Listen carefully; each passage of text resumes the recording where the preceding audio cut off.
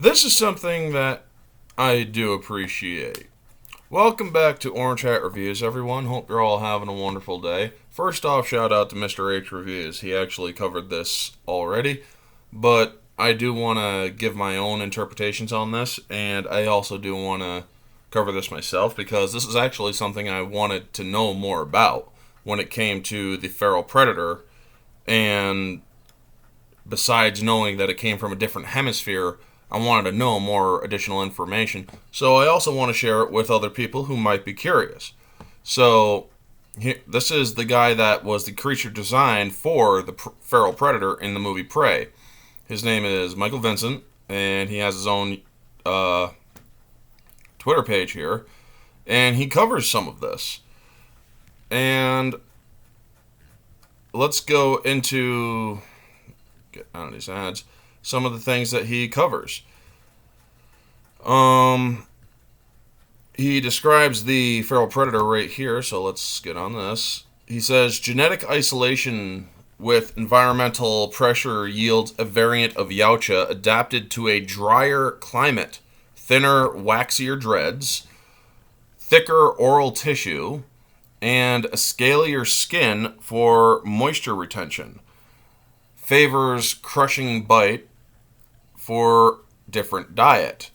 Okay. Now, it breathes primarily through spiracles in the cask, not those two big cavities. Those are heat-sensitive pits. They are an adaptation for a less jungle, less oxygenated atmosphere. So apparently this predator is a genetic variant that adapted to harsher climate than the normal predators would have. Thicker brow uses heat-sensitive organs, which the mask is designed to interface with. A thinner cask loses less water. The bone has special cultural significance to the feral subspecies, not only their armor, but as a diet staple. Okay. A careful look at the mouth reveals molars, interesting, outfitted for osteophagy. Okay. Now, there's some other things that he does answer from other people. I saw your take as being slightly more primitive in nature since this predator is around 300 years older than the current ones we've seen in Predators and the Predator. I was asked to do a pass on an evolutionary predecessor to Yautja. The final design isn't that, but it was a fun exploration, though. I don't think it worked. We spoke of time dilation playing a factor, 300 years distance could could be any number of millennia to spacefaring creatures. Well, yeah. It's a really neat design, but I have to ask about the mandibles. Since Predator 2, the mandibles haven't been fully closed.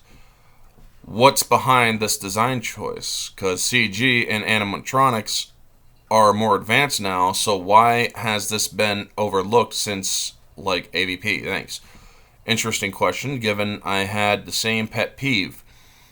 I spent a lot of time making sure that the various mouth parts puzzled together tightly, and it so happens that we just never got a shot with the mouth closed. The mandibles are meant to fit into the jawline like canines, so that's interesting. Epic Breakdown, Epic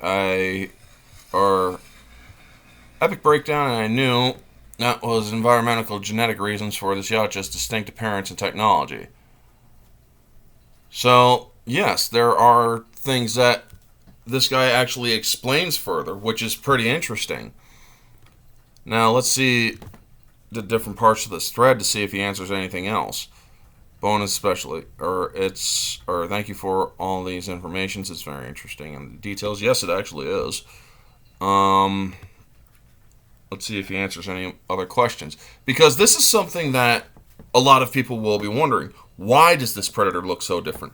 What is the reason behind it? When you have somebody like this who actually goes into depth with it, who actually is willing to talk to people about it, as closed-lipped as other companies, shall we say, Disney and whatnot, you tend to feel a little bit more appreciative that somebody is willing to actually give you these examples and give you this information so you actually can understand the expansion of lore.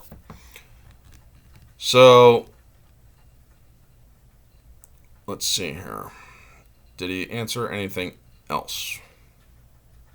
I have no idea how much thought went into the universe expansion or explanation for the divergent design. Amazing, yeah.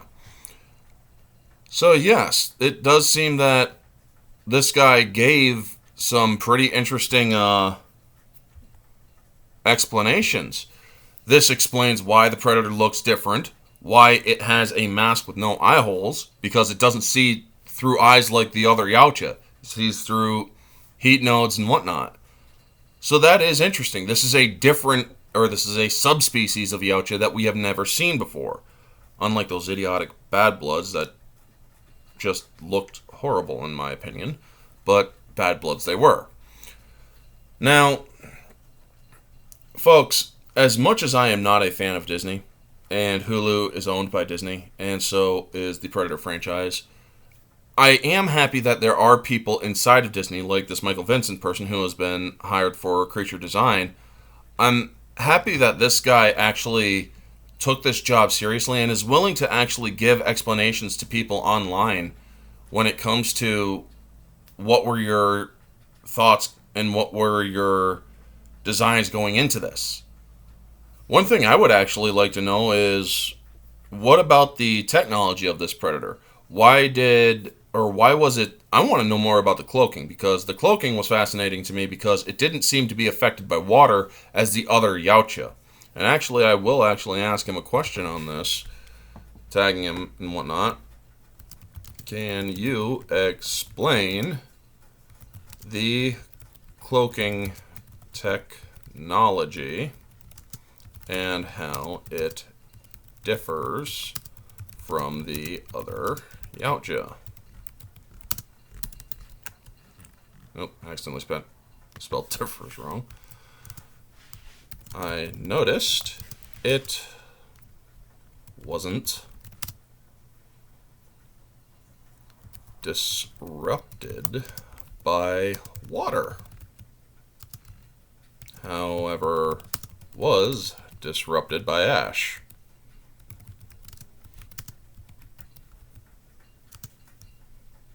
Any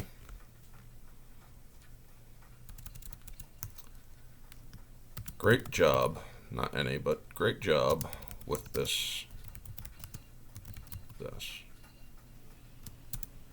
job with this Predator design. Now, as I have said, at first I was not a big fan of the redesign, but that can change, folks, if you have a detailed, thought-out explanation. If these guys just said we wanted to make it, or we wanted the Predator to look more practical, which is some of the people that actually said that, well, that actually tells me that that's more like lazy design than putting any real thought into it. At least this guy actually now has caused me to have a different reaction to the redesign. I'm not a big fan, or wasn't a big fan of the redesign.